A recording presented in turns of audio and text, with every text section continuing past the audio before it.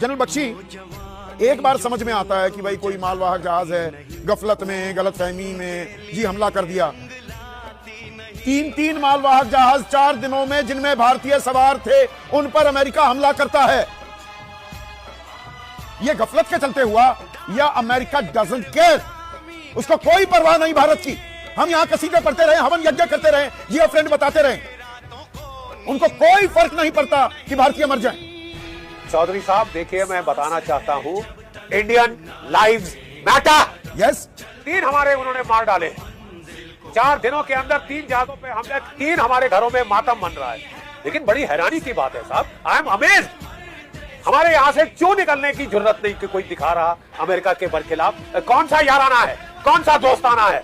50% tariff हम पे लगाया, अभी धमकी दे रहा है कि रूस से सस्ता तेल खरीदा तो 500% टैरिफ लगाऊंगा। हम नहीं सर, उस पर आते हैं। मैं ये कह रहा हूं, हमारे लोग मरे हैं एक के बाद एक, जानबूझकर समझकर, सारी जानकारी थी अमेरिका के पास। तो मतलब भारत ऐतराज दर्ज कराता रह गया और जैसी भाषा में किया बस जी हम निंदा करते रह गए, उनको कोई असर नहीं पड़ा। This is not even armed piracy, this is murder.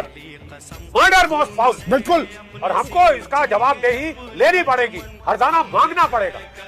ये तो ये फिर बात हुई साहब, भारतीय हैं, नाली के कीड़े हैं, गली के कुत्ते हैं, मर जाएं 3 तो कोई फर्क नहीं पड़ता। अमेरिका के रिश्ते खराब नहीं हो सकते। माय ब्लडी फुट अमेरिका के रिश्ते खराब नहीं हो सकते। आप हमारे बंदे मारने पे आ गए हो और कह रहे हो कि आप हमारे दोस्त हो। आई लव इंडिया, ये आपका प्यार है साहब। देशों के लोग सवाल हैं। मैं ये कह रहा हूं, चलिए सब कुछ गफलत हो गई। एक फूटी कौड़ी की संवेदना, एक आंसू बहाया अमेरिका। आपत्ति क्या दर्ज करानी मैंने इसीलिए देवयानी खोबरगढ़े का उदाहरण दिया। उन्होंने जुर्रत की थी, वो दुस्साहस किया, हमारे एक कानवॉय को हथकड़ी में उन्होंने डाला तो यहां पर सिट्टी पिट्टी गुम करा दी थी मनमोहन सरकार ने। सिर्फ उनको अरेस्ट नहीं किया था, स्ट्रिप सर्च किया गया था उनको, जमा तलाशी, इसीलिए मैंने ऐसी कर दी थी उस समय की सरकार ने। आज की सरकार को भी वैसे सख्त कदम उठाने चाहिए। सारी